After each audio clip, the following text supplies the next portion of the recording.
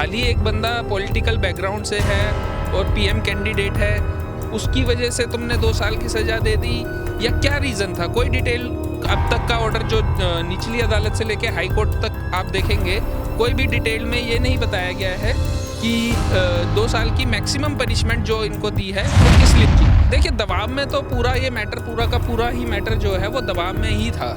नीचे से देखेंगे, डिस्ट्रिक्ट लेवल पे जो कोर्ट थी वो भी दबाव में थी, क्योंकि गुजरात में है और गुजरात में किसकी सरकार है, सब 60 दिन तक ऑर्डर जो है रिजर्व पे रख दिया हाई कोर्ट, उसके बाद वो फैसला आता है।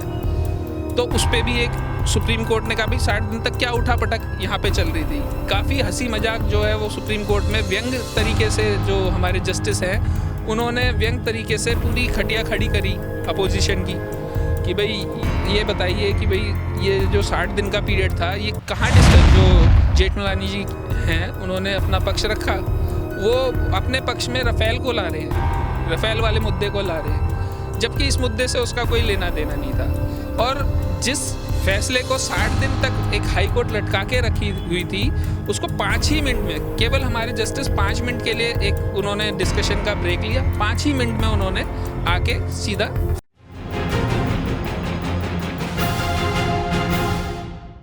देश के न्याय मंदिर यानी कि सुप्रीम कोर्ट पर सभी की निगाहें टिकी हुई थी कि राहुल गांधी का अंतरिम फैसला क्या आएगा। क्या राहुल गांधी जीत जाएंगे?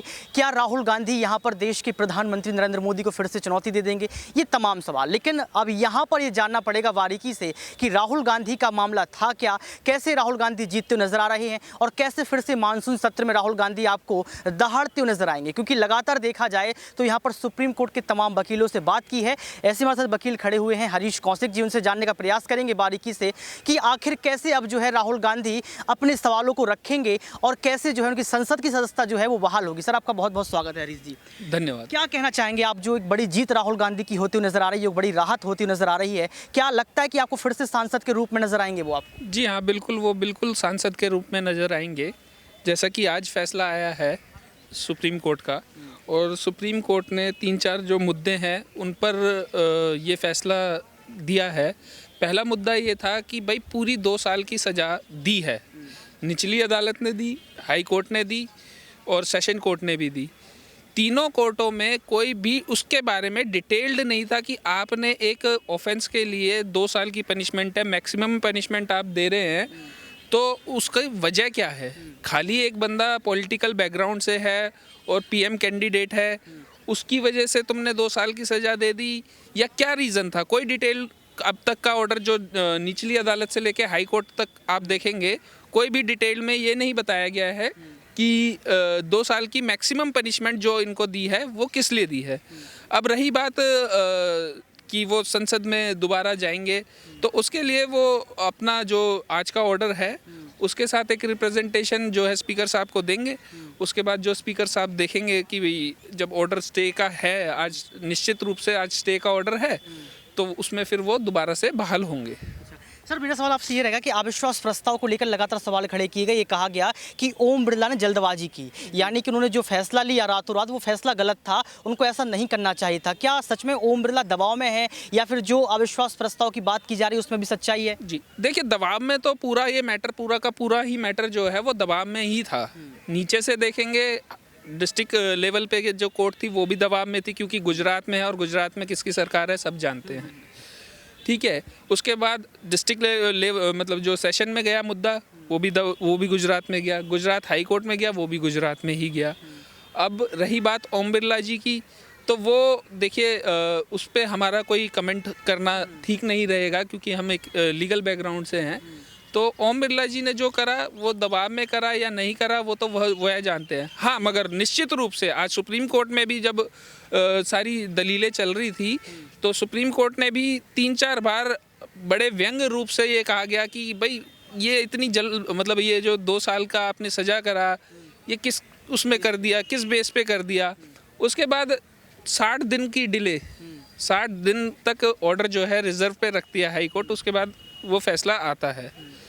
तो उस पर भी एक सुप्रीम कोर्ट ने कहा भाई 60 दिन तक क्या उठा पटक यहाँ पे चल रही थी। काफ़ी हंसी मजाक जो है वो सुप्रीम कोर्ट में व्यंग तरीके से, जो हमारे जस्टिस हैं उन्होंने व्यंग तरीके से पूरी खटिया खड़ी करी अपोजिशन की कि भाई ये बताइए कि भाई ये जो 60 दिन का पीरियड था ये कहाँ डिस्कशन हो रहा था, इतना तक सुप्रीम कोर्ट ने कहा। सर सबसे बड़ा सवाल मेरा आपसे ये रहेगा, ये सवाल इसलिए ज़रूरी है हरीश सर क्योंकि आप लगातार देखते हैं कि आप भी जो मीडिया में लगातार बातचीत करते रहते हैं, कानून व्यवस्था पर सवाल खड़े किए जा रही है, सुप्रीम कोर्ट हाई कोर्ट पर भी सवाल खड़े किए जा रहे हैं। क्या कानून व्यवस्था भी दबाव में है? क्योंकि लगातार देखा जाए तो ना वकीलों पर विश्वास है, ना फैसला देने वाले पर विश्वास है, क्योंकि हाई कोर्ट पर अब ये सवाल दागा जा रहा है जो अभी आपने बताया कि आप कैसे जो है यहाँ पर मजाक कर रहे थे। तो क्या कानून व्यवस्था सच में अब जो है गर्त में है?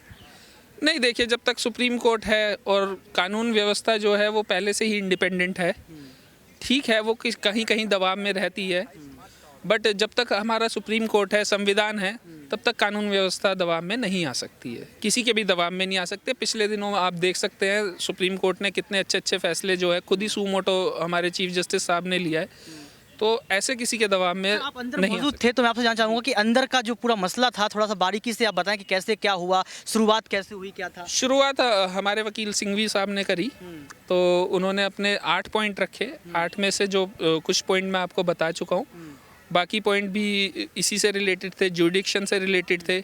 उसके बाद जो जेठमलानी जी हैं उन्होंने अपना पक्ष रखा, वो अपने पक्ष में राफेल को ला रहे हैं, राफेल वाले मुद्दे को ला रहे हैं, जबकि इस मुद्दे से उसका कोई लेना देना नहीं था।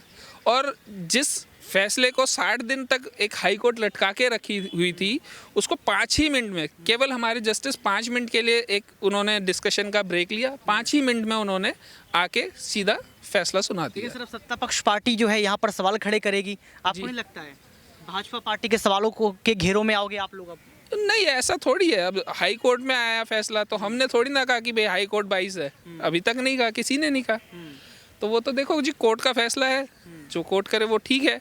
और इसमें क्या है कि पहले ही कोर्ट ने उनको ये बोला था कि अगर आपको केस जो इससे पहली सुनवाई थी उसमें कोर्ट ने कहा था कि अगर आपको कोई ऑब्जेक्शन है, क्योंकि उनमें से एक चीफ जस्टिस साहब के पिताजी भाई जो हैं वो कांग्रेस बैकग्राउंड से रहे हैं और गवर्नर वगैरह रहे हैं, तो उन्होंने कहा था कि अगर आपको कोई ऑब्जेक्शन है आप अपना केस ट्रांसफ़र करा लीजिए। उन्होंने नहीं कराया। सर एक सवाल मेरा आपसे ये रहेगा कि जिस मामले में राहुल गांधी फंसे, मोदी सन्नी मामले में, क्या आपको लगता था कि ये ओबीसी का अपमान है? क्योंकि राहुल गांधी जिस पॉलिटिकल पार्टी से आते हैं उनको ओबीसी भी ज़रूरी है, दलित भी ज़रूरी है, आदिवासी भी ज़रूरी है। इसके बाद बीजेपी ने जो सवाल खड़ा किया कि उन्होंने ओबीसी समुदाय यानी कि तमाम जो ओबीसी के लोग हैं, मोदी जो है जाति के, उनका अपमान किया है। इसमें आपको कुछ सच्चाई दिखती है क्या? नहीं, उन्होंने किसी समुदाय का अपमान नहीं करा, उन्होंने जो सच्चाई थी वही बोला। अब इसमें देखिए कोई छुपा नहीं है, नीरव मोदी और भी जो मोदी हैं उनके बारे में बोला गया था, उन्होंने किसी पर्टिकुलर आदमी को नहीं इसमें करा था। आज कोर्ट में भी एक बड़ी अच्छी बहस इसमें हुई। इवन जो कंप्लेनेंट है उसने अपना सर नेम जो मोदी है वो अपनाया 80s में, वो जन्म से मोदी नहीं थे, ऐसा कोर्ट में आज डिस्कशन हुआ है। तो इसमें किसी समुदाय को वो नहीं है। और ऐसे तो भैया जुमले दुनिया भर देती जा रही है, कई लोग तो बोल भी देते हैं, मीडिया में बोल देते हैं कि ये तो जुमला था जी।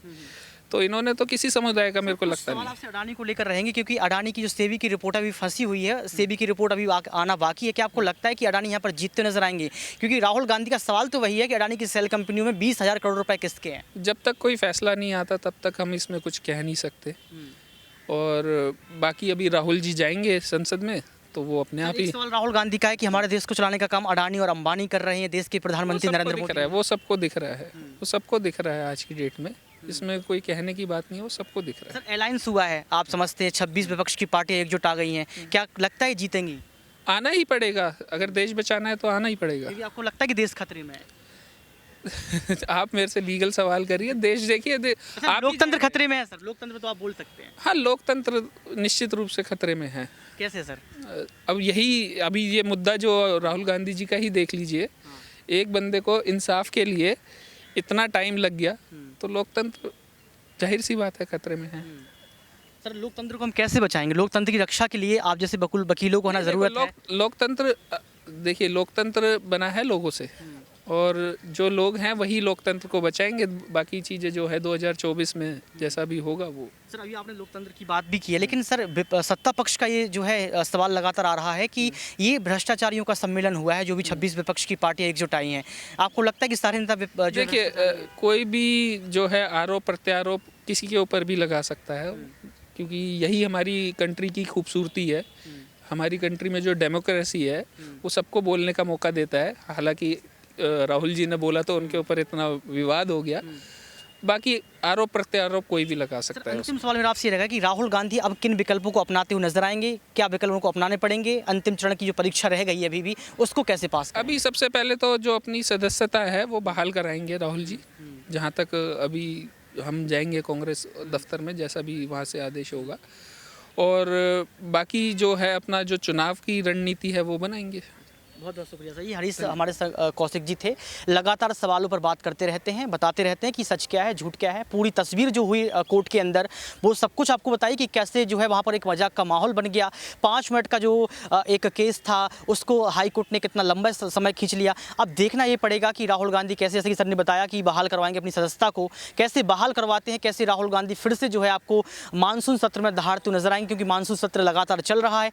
तमाम सवालों के घेरे में राहुल गांधी अभी खड़े हैं, लेकिन राहुल गांधी के लिए आज एक बहुत बड़ा दिन होने वाला है, क्योंकि राहत सुप्रीम कोर्ट से मिली है, न्याय के मंदिर से मिली है। आज के इस खास रिपोर्ट में बस इतना ही। कैमरामैन सुमित के साथ ऋतिक सविता।